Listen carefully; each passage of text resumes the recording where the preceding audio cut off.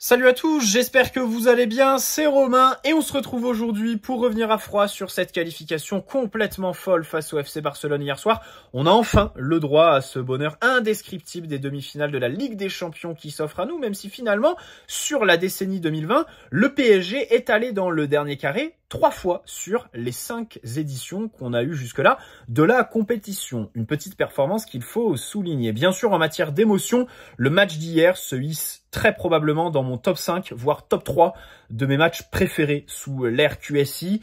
L'Atalanta est très bien placé, le Chelsea de 2015 2-2 aussi.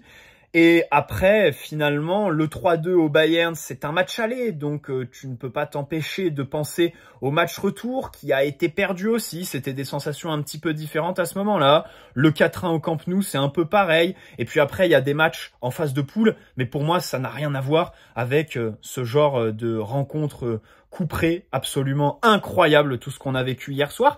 Et aujourd'hui, j'aimerais pas tant revenir sur le match que sur la saison plus globalement, et faire un focus sur le travail de Luis Enrique ainsi que tout son staff que j'aimerais louer, bien évidemment, vous l'avez compris. Alors, loin de moi l'idée de se demander si la saison est déjà réussie avec cette qualification, parce que la réalité, c'est qu'avec Dortmund en demi-finale, un adversaire qu'on connaît déjà, je pense 2 matchs qui vont être un petit peu foufou. Si on se qualifie pas, je pense qu'il y aura des regrets. Après, si on va en finale, bon, c'est un peu loin, on va pas parler de ça.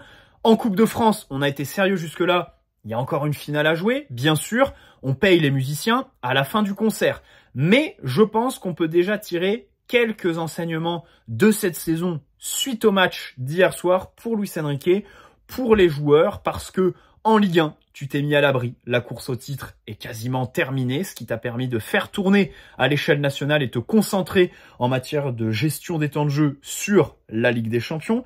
La Coupe de France, comme je l'ai dit, on l'a joué très sérieusement jusque-là, même si bien sûr, il y a une finale face à Lyon, qu'on va d'ailleurs affronter dès dimanche. Et puis en Ligue des Champions, eh bien, tu sors d'un groupe très relevé qui, au final, met ses 2 qualifiés en demi-finale et qui en plus s'affrontent, Dortmund et le PSG. Tu as aussi, et je pense que c'est le plus fort, plusieurs fois été dos au mur en Ligue des Champions, à des moments clutch de la saison, finalement des moments couperés. On en a vécu beaucoup, hein. Newcastle au Parc des Princes, où tu te retrouves mené et t'égalises à la dernière minute. Au Signal Iduna Park, face à Dortmund, pareil, on est mené et on réagit plus rapidement cette fois pour aller assurer la qualification. Il y a une première mi-temps loupée sur le match aller face à la Real Sociedad et puis bien sûr l'exploit d'hier soir. C'est pas évident hein, de se dire que le PSG mentalement est une équipe qui aujourd'hui a une certaine forme d'insouciance que Dembélé va symboliser, de sérieux que Marquinhos, Lucas Hernandez, même s'il finit pas très bien son match le français, ont aussi symbolisé hier soir. La réalité, c'est qu'en septembre, tu abordais cette saison avec un effectif complètement transformé, plein de cadres qui étaient partis, avec 10 nouvelles recrues, et sur ces 10, 6 qui découvraient ce genre d'environnement le plus haut niveau. Alors, c'est vrai qu'il y a certaines recrues qui sont pas sur le terrain hier, mais d'autres qui le sont. Barcola, bien évidemment, en premier. Et pour une première année de Luis Enrique, allez, j'ai pas envie de dire que c'est réussi, parce que ce serait trop s'avancer. Vraiment, ce serait trop s'avancer. J'ai envie d'attendre ce que va donner ce parcours en Ligue des Champions. La Coupe de France aussi qui me tient à cœur depuis le début. Mais, premier enseignement, les bases du projet de jeu sont jetées. Voilà. On sait ce que veut Luis Enrique. On sait où est-ce qu'il faut recruter pour que cet effectif corresponde un peu plus à sa philosophie. On sait qu'on peut lui faire confiance, hein, que c'est un entraîneur d'un calibre qui nous avait tant manqué sur la dernière décennie. Je pense qu'on peut remonter aisément jusqu'à Carlo Ancelotti, peut-être Thomas Tuchel peut rivaliser dans les débats. Mais voilà, Luis Enrique, stature, grandeur, bien sûr la meilleure recrue du dernier mercato estival. Et donc si on se projette sur le prochain mercato, aussi un enseignement du match d'hier qui est très intéressant, c'est que jusque-là, je vous disais, dans le cadre du remplacement d'Mbappé, j'aimerais un ailier qui fait beaucoup de dribbles plutôt qu'un numéro 9 qui finalement, dans le système de Luis Enrique, n'a pas vraiment sa place. Et on a déjà mis 170 millions à ce poste-là l'été dernier. Bon, on va pas continuer. Finalement, le match d'hier, alors après, il est à mettre en relief hein, avec tous les matchs de Ligue 1, qui sont notre quotidien bien évidemment, et dans lesquels c'est très difficile pour un neuf d'exister. Mais la réalité, c'est qu'hier, quand même, il y a beaucoup de centres très forts qui arrivent dans des zones dangereuses, de vérité, pour marquer. Et le problème, c'est que il n'y a pas grand monde à la réception, peu de présence, et donc c'est vrai que ça a remis un petit peu en question mes idées pour le mercato. Le match de Frenkie de Jong aussi m'a un petit peu fait sortir de la hype pour ce joueur qui hier soir tout simplement a pris le récital par Vitinha Fabian Ruiz. Jamais j'aurais cru penser dire ça en vidéo, mais c'est bien une réalité. Enfin, on parle d'un joueur qui gagne plus de 20 millions par an, qui nous a aussi en 2019 snobé pour aller au Barça. Au final, aujourd'hui, il a été éliminé 2 fois par le PSG. En matière de profil, c'est vrai qu'il est compliqué à incorporer. En matière de talent, c'est indéniable. Après, je dis ça dans le sens, pour moi, la priorité numéro 1, c'est Bruno Guimaraes. Et ensuite, il y a des joueurs qui arrivent avant Frenkie de Jong sur cette scène mondiale, comme Bernardo Silva. Enfin, bon, alors ce soir, il va y avoir City Real. Je pense qu'on va encore voir Bernardo coller la ligne là sur ce côté droit où il joue vraiment ailier, alors que dans le cœur du jeu, rôle qu'il aurait dans le PSG de Luis Enrique, bien sûr qu'il s'éclaterait beaucoup plus. Donc, mercato prochain va être capital, parce qu'il faut absolument construire en fonction de Luis Enrique. L'été dernier, on a recruté pas mal de joueurs avant qu'il arrive. Il y en a qui l'aiment, parce que Lee Kang-in, la réalité, c'est que Luis Enrique l'apprécie vraiment. Il le fait encore rentrer hier. Mais d'autres, qui collent pas vraiment. Skriniar et Ugarte, par exemple. Et surtout, là, pour moi, c'est le plus gros enseignement, et ce pourquoi je suis le plus content. Cet effectif jeune, au final, a engrangé énormément d'expérience sur cette saison. Par rapport au nombre de moments couperés avec une grosse pression sur leurs épaules qu'ils ont su gérer, le fait d'aller en demi-finale tout simplement, jouer des matchs de Ligue des Champions en tant que titulaire, préparer tout ça, à l'extérieur, à domicile. En plus, la phase de poule a été parfaite pour ça, on s'est rendu dans des ambiances mythiques de l'Europe. Donc voilà, c'est vrai que, et d'ailleurs finalement hier à Montjuïc, peut-être la moins bonne ambiance qu'on ait eu à vivre sur cette saison de Ligue des Champions. Parce que jusque-là, j'étais vraiment... Alors Anoeta m'avait pas franchement choqué. Le Signal Iduna Park, St James Park et San Siro, c'était absolument dingue ces phases de poule. Mais après, là hier, pendant toute une séquence, t'entends les supporters parisiens, on est chez nous, quoi. Donc, de l'expérience engrangée par ce groupe. Ensuite, j'aimerais régler les comptes. Régler les comptes quand même, je suis pas rancunier, mais il faut dire certaines vérités, certains faits vis-à-vis de certaines personnes, médias comme supporters. Et donc on va reprendre le fil de cette aventure Luis Enrique au PSG, qui a commencé certes sur le tard, puisqu'il arrive fin juin avec cette conférence de presse où il donne le ton. Il cite pas Mbappé, il cite pas Neymar, il ne leur donne pas de qualité quand il doit répondre à des questions précises sur eux. Il dit plutôt ce sera le collectif, ça a été le mot d'ordre. Ousmane Dembélé a d'ailleurs répété hier en interview, il a dit l'entraîneur depuis le début il nous rabâche le collectif. Et aujourd'hui, ça a marché. Donc, c'est la victoire de Luis Enrique hier. Pour commencer, déjà à l'époque, je suis retombé ce matin sur un sondage PSG Community, ça vaut ce que ça vaut, c'est sur Twitter, mais avec quand même 23 000 votants et une outrageuse majorité contre la venue de Luis Enrique. Voilà. Rappelez-vous, à l'époque, c'est pas un entraîneur qui faisait l'unanimité. Si vous reprenez les vidéos sur cette chaîne, déjà vous verrez que à titre personnel, j'avais Nagelsmann en choix numéro 1 et ensuite c'était Luis Enrique en numéro 2. J'étais très content de sa venue. Mourinho était dans les derniers. Et si vous reprenez aussi les commentaires des vidéos, mais même l'état de la communauté à ce moment-là, le nombre de personnes qui voulaient le terroriste de José Mourinho à la place de Luis Enrique, ça va pas coller avec les caractéristiques d'Mbappé, jeu en transition, machin chouette. Ben voilà, aujourd'hui, il faut quand même dire les choses.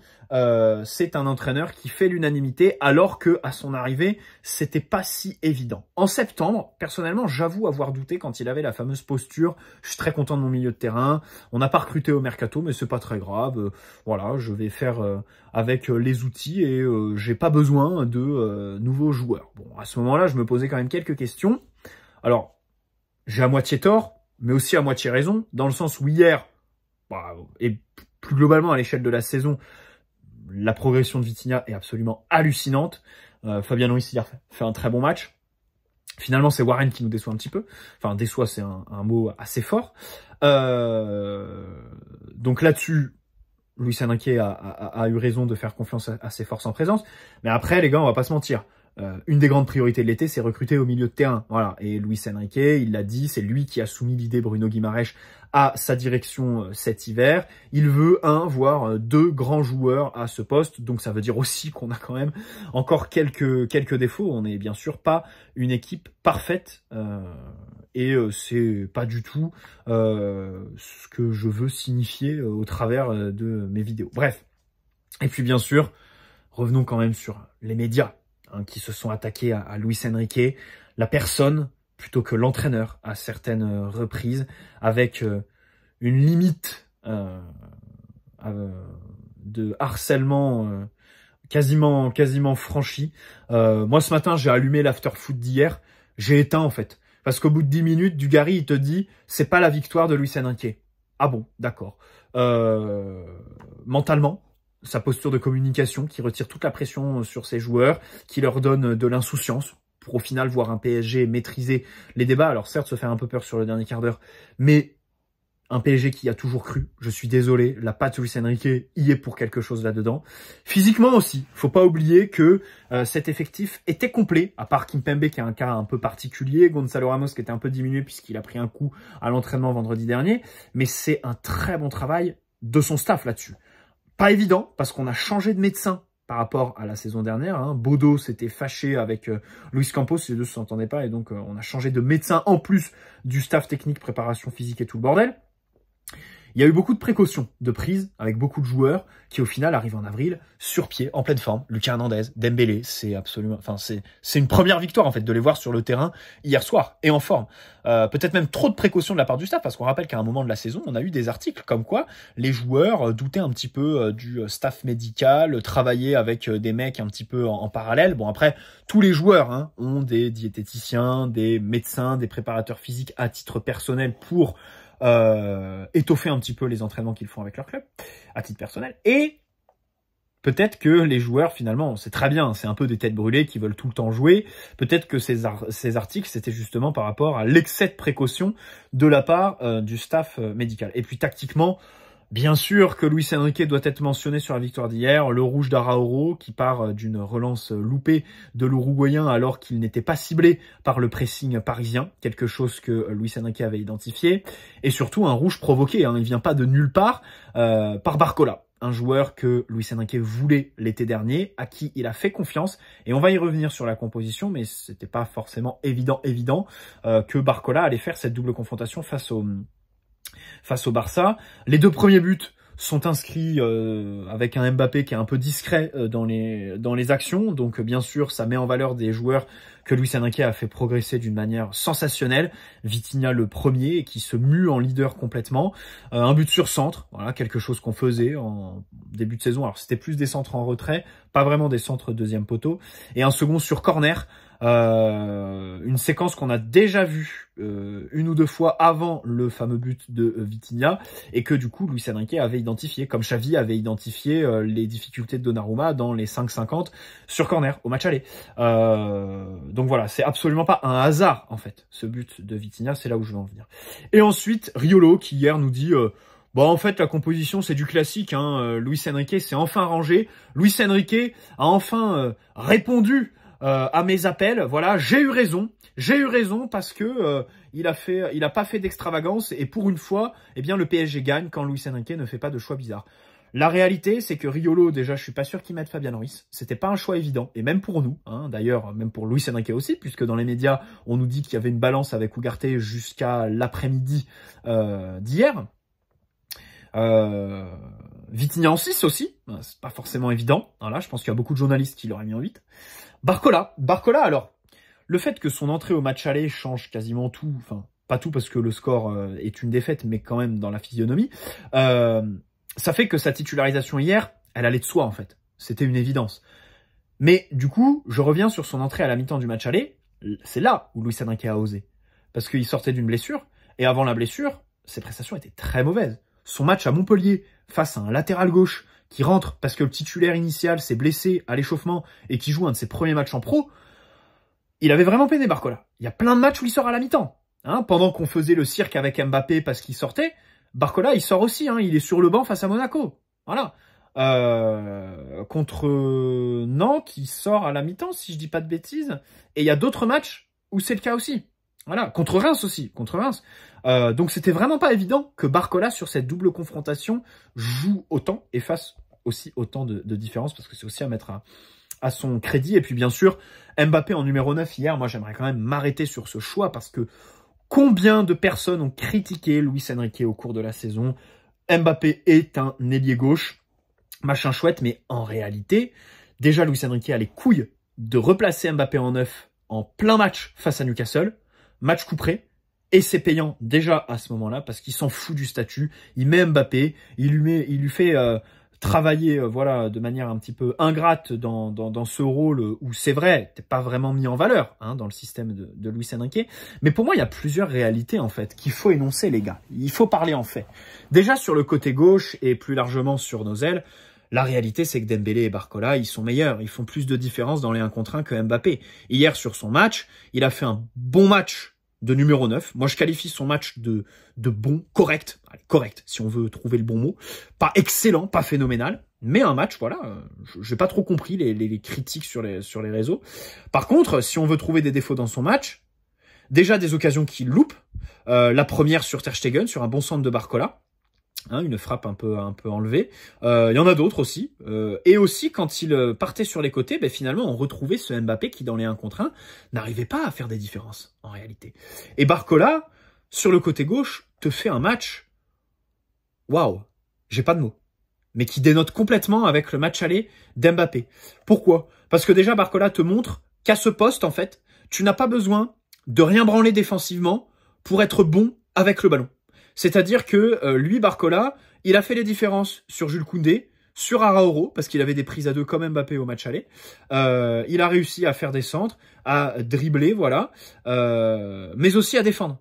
Un match absolument dingue au pressing sur l'axe Koundé-Araújo, sur les retours défensifs. À un moment donné, il fait un geste décisif dans sa propre surface, mais il en a fait plusieurs cette saison, Barcola. Et les techniques défensives sont super parce que un attaquant qui revient dans sa surface comme ça pour faire le geste juste, digne d'un défenseur central tout simplement, c'est quand même assez rare. Je crois que contre Clermont, en tout début de saison, il fait aussi un geste où il chip vraiment un ballon de but à un attaquant, et c'est des choses qui marquent en fait chez un ailier.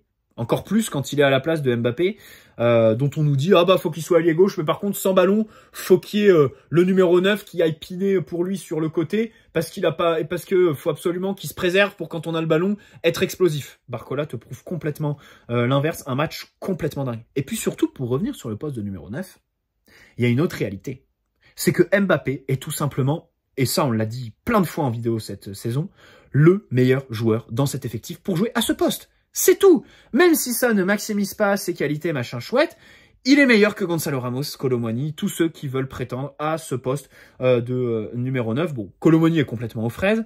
Gonzalo Ramos, il est bon quand il faut rentrer dans un match, c'est vrai. Mais quand il les démarre, techniquement, les gars, hier, il y a des phases de haut but de Mbappé, des contrôles, des remises que Gonzalo Ramos ne fait pas.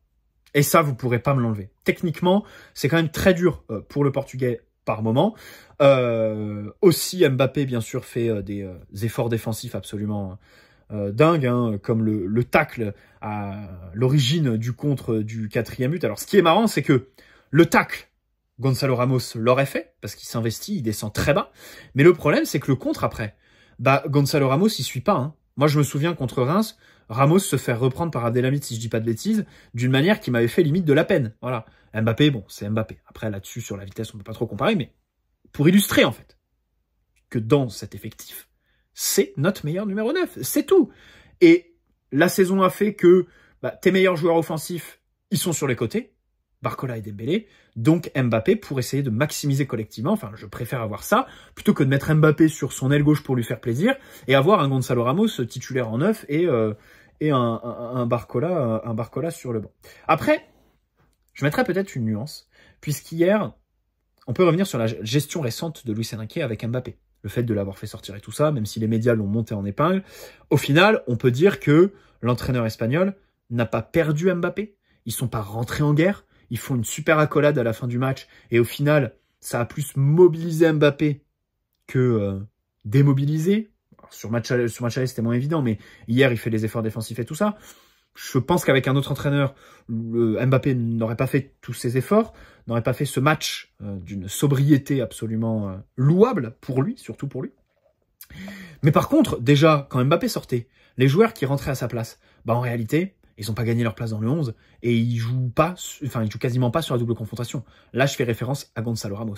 Donc là-dessus, on peut dire, on peut se poser des questions sur la gestion donc de Luis Enrique. Oui, il faut préparer la saison prochaine. Bah, en fait, est-ce que cette gestion, elle t'a pas montré plus tôt que il va falloir recruter, qu'il y en a qui ont peut-être pas les épaules. Bon, ça c'est peut-être quelque chose de très dur, mais surtout ce que je veux dire par là, c'est que quand tu vois le doublé d'Mbappé en deuxième mi-temps, c'est là que tu te dis, bah ouais, quand Luis Enrique sortait, bien sûr que c'était politique. Bien sûr que c'était politique parce que en Ligue 1 que tu as plié, tu peux te permettre de le faire sortir. Mais en Ligue des Champions, déjà au match aller, il sort pas. Et hier, pareil, parce que plus le match avance, plus les espaces s'ouvrent. Mbappé, ça reste quand même un joueur incroyable. Et au final, il te marque un but au bout. Il te finit la qualification. Donc là-dessus, voilà, ça nous conforte dans l'idée que ces histoires aussi, c'était beaucoup de politique de la part de Luis Enrique. Et puis ne pas oublier aussi que par moment, on a entendu sur RMC, notamment la semaine dernière, comme quoi les joueurs ne suivaient plus Luis Enrique, qu'il commencerait à perdre son vestiaire. Quand je vois toutes les déclarations d'hier et le match qu'on fait, pardonnez-moi de me dire qu'on a des médias français qui sont absolument pitoyables. Voilà, Luis Enrique est la meilleure recrue du dernier mercato estival, une des meilleures recrues depuis très longtemps sous l'ère QSI. Ça fait plaisir et j'espère que cet été, on va recruter en fonction de sa philosophie. Pas trop non plus, il faut l'écouter sur certains dossiers, mais pas tous. Il faut que la direction sportive aussi voit plus loin que l'entraîneur, parce que loin de moi l'idée de m'enflammer et dire « Ah machin, il faut que les Enrique fassent tout ». Non, la réalité, c'est qu'il faut aussi un directeur sportif pour pondérer, parce qu'un entraîneur signe des contrats de 2-3 ans, et au final, ce sont ce genre de cycles qui sont faits, même si là, j'espère quand même qu'on va lui donner les clés du camion pendant longtemps. Les bases sont jetées. C'est déjà une belle saison dont on peut être fier. Mais bien sûr, il va falloir confirmer face à Dortmund, la finale de Coupe de France. Et tout ça commence dès dimanche face à Lyon. On va se retrouver demain pour débriefer le match un peu plus tactiquement, parler des joueurs. Aujourd'hui, on a parlé de Luis Enrique et son staff. Mais demain, voilà, il y a des prestations sur lesquelles on doit absolument revenir. Enfin bref, sur tout le monde, à part peut-être les entrants en fait. Ce serait peut-être aussi une nuance que je mettrais sur Luis Enrique, son coaching. Alors Asensio, Lee, c'est une idée qu'il avait déjà au match aller puisqu'il les a titularisés à ce moment-là, mais les faire rentrer hier, alors oui, pour mettre le pied sur le ballon, ça peut être une solution, mais à part ça, les entrées déjà n'ont pas changé grand-chose, donc coaching assez peu gagnant,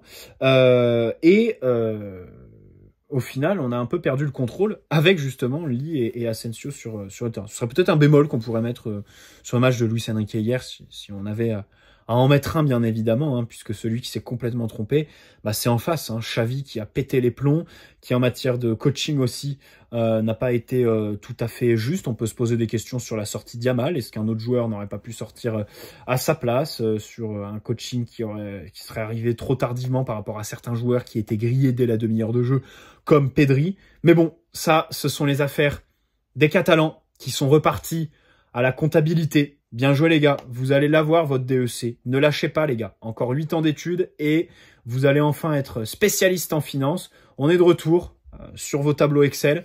Bon courage à vous. En plus, c'est une double élimination parce qu'ils sont aussi éliminés de la Coupe du Monde des clubs. C'est l'Atlético qui ira à leur place. Ils ont déjà calculé leur manque à gagner qui est de 63 millions d'euros.